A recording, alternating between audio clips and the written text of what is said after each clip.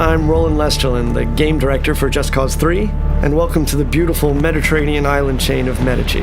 As Rico Rodriguez, you'll explore all 400 square miles of this vast open world. But right now, let's just jump straight into free fall towards the town of Alba.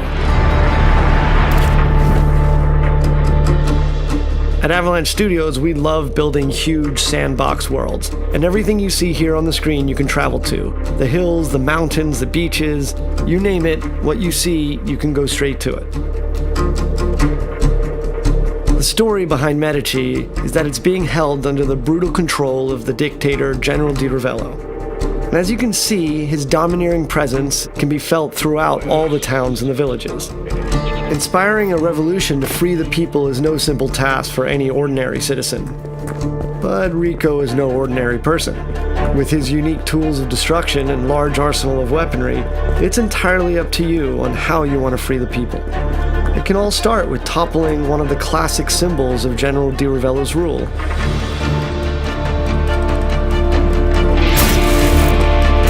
Here we'll see Rico using the physics of the world, and his new multi-tethers, to force Di Ravello's statue into inflicting damage upon itself.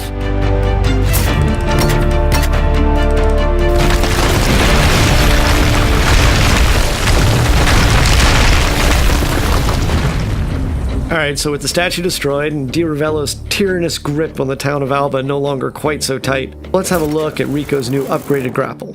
As with JC2, traversal is very much at the heart of the experience. Medici is packed with activities, challenges, and opportunities for creative destruction. Now here we can see one of Di Ravello's propaganda spouting speakers, so let's make quick work of it and tear it down. Using his tethers, Rico is able to rip chaos objects like this from their supports.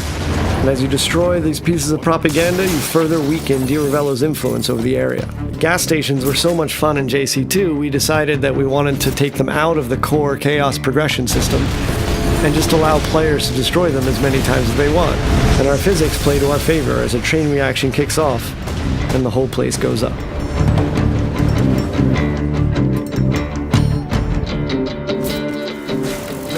Let's take advantage of Rico's brand new wingsuit, which completes Rico's set of aerial abilities alongside the grapple and parachute.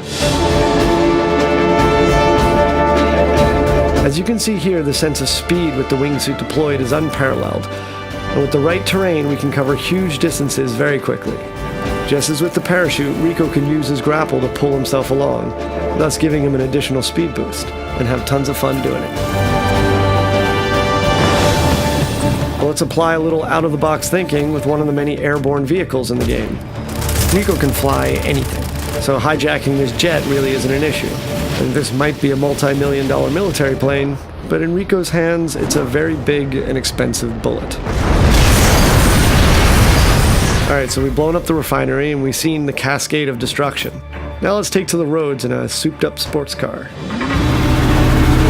In Just Cause 3, there are over 80 different air, land, and sea vehicles for you to drive, crash, do whatever you want with. Our driving model has been completely overhauled since Just Cause 2, giving players more control over the vehicles themselves, as well as increasing their destructibility.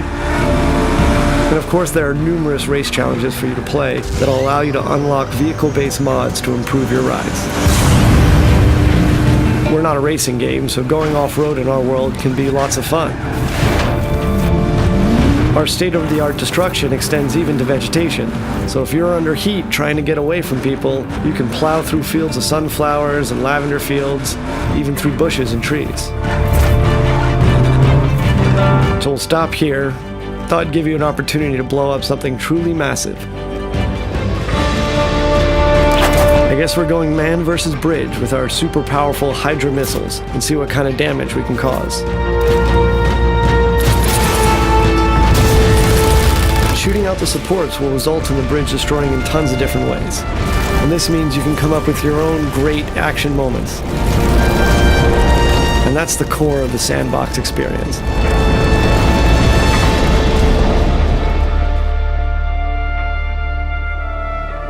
With the bridge out of commission, Rico can focus on the next objective. And to make that a little easier, we've instituted a new Rebel Drop system. The Rebel Drop system allows Rico to order weapons and vehicles at a moment's notice via airdrop. This beautiful and peaceful flight offers us another opportunity to show off a new feature, and that's our new stunting system. So we moved away from the specific authored points on vehicles from JC2 and allowed the player total freedom on top. So if you jump out onto the plane, you can actually walk around the plane wings themselves. And of course, the plane itself can be used as a means of destruction. Maybe we should get off the plane first. Let's swap out wings for wheels and take a motorbike for the remainder of our journey.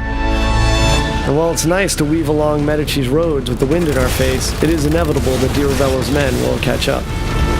We can do combat directly from the bike, and eventually defeating Di Ravello's military. And here we are at another of the General's huge military facilities. So let's put all of Rico's abilities and tools to the test, and take down Vigilator Sud's huge communication spires and satellite dish, and cripple the General's hold on Sirocco.